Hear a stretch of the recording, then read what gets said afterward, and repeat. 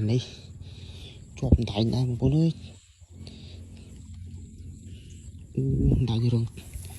đây đường thùng đã bạn chắp ba tray nữa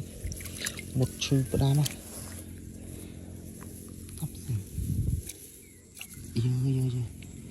trong hình bạc một chư bữa đam á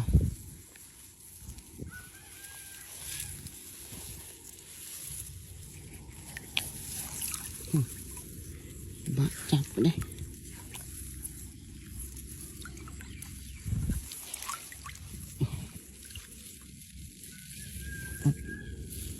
nơi ở nghiêm sao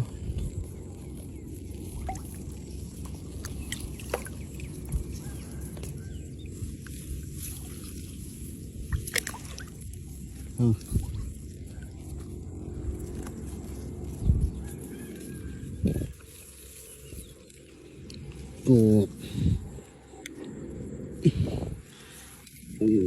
đánh răng một cô nữa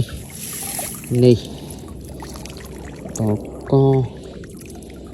bực đặt một này tích sáng một nel o bố nữa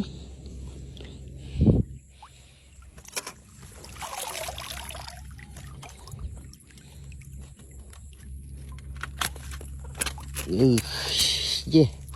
em xem bát ha trong 7 lô hỏi co bát á